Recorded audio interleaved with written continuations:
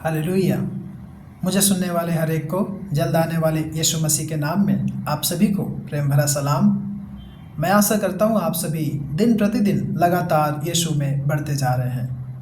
आइए मेरे प्रियो, आज के वचन की ओर हम आगे बढ़ेंगे और आज का हमारा मनन करने का विषय इस प्रकार से है, मूसा का हाथ।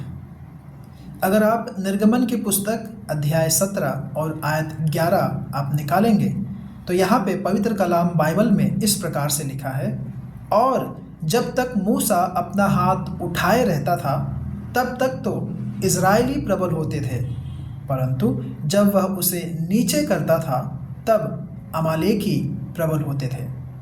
मेरे प्रियो, यहाँ पर हम देखते हैं कि इज़राइल और अमालेकियों के बीच लड़ाई चल रही थी और मूसा पहाड़ी पर था और उस पहाड़ से नीचे युद्ध भूमि आसानी से देखी जा सकती थी।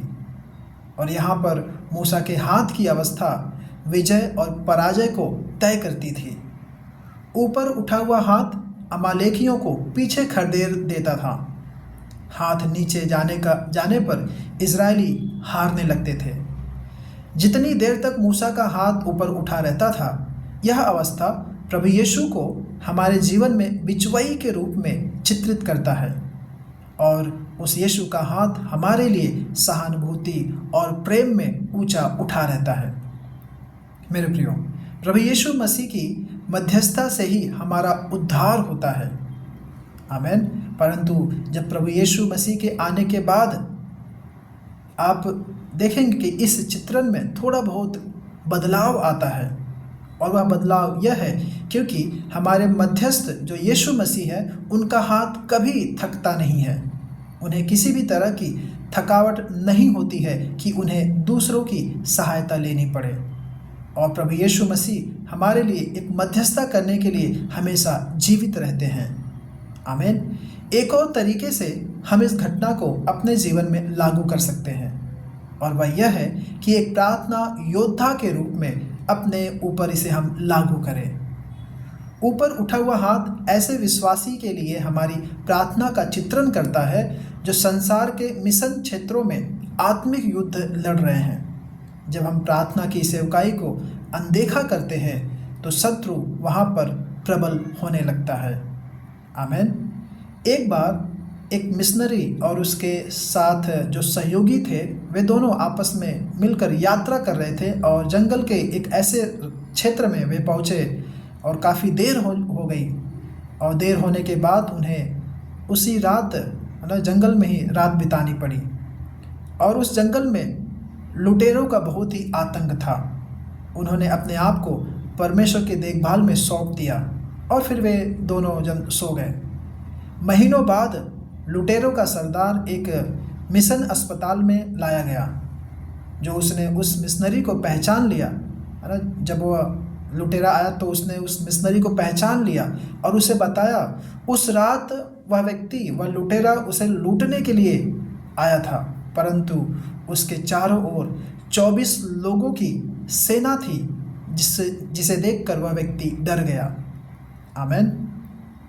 बाद में जब इस मिशनरी ने इस घटना की जानकारी एक लेटर लिख के अपने स्थानीय कलीसिया को दिया, तो उस कलीसिया के एक सदस्य ने बताया कि उसी रात वहाँ पर वे एक प्रार्थना करने के लिए एकत्रित हुए थे, एक प्रार्थना सभा के लिए एकत्रित हुए थे, और उस समय उनकी संख्या कुल 24 की थी।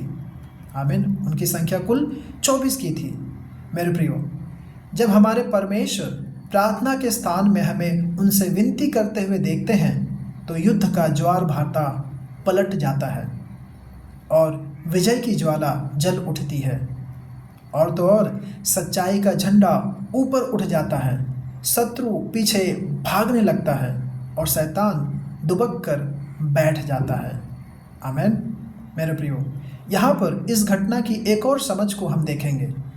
यहोवा परमेश्वर ने शपथ खाई है कि वह पीढ़ी से लेकर पीढ़ी तक अमालेकियों के साथ लड़ता रहेगा। तो यहाँ पर अमालेकी आगे के भविष्य के दिनों में है कौन? यहाँ पर अमालेकी हमारा शरीर है। अमालेकी जो है वो हमारे शरीर को चित्रित करता है, दर्शाता है। एक मसीही व्यक्ति को शरीर के विरुद्ध युद्ध छेड़ना है। लड़ाई छेड़ना है। प्रार्थना उसके प्रमुख हथियारों में से एक है और आप प्रार्थना के ही द्वारा युद्ध को जीत सकते हैं। अपने शरीर के ऊपर आप विजय प्राप्त कर सकते हैं। एक और आखिरी बात वह यह है, एक मसीही व्यक्ति के प्रार्थनामय जीवन की विश्वास योग्यता जीत और हार के बीच का अंतर पैदा करती है। एक और बार फिर से, एक मसीही व्यक्ति के प्रार्थनामय जीवन की विश्वास योग्यता जीत और हार के बीच का अंतर पैदा करती है। तो होने पाए मेरे प्रियो, हम अपने शरीरों के विरुद्ध युद्ध छेड़ें और हम प्रार्थना के वे हथियार अपना लें ताकि आप विजय पाएं। नहीं तो वह दुष्शत्रु शैतान प्रबल होते जाएगा। परमेश्वर आप सभी को इन वचनों के द्वारा आशीष करे। धन्यवाद।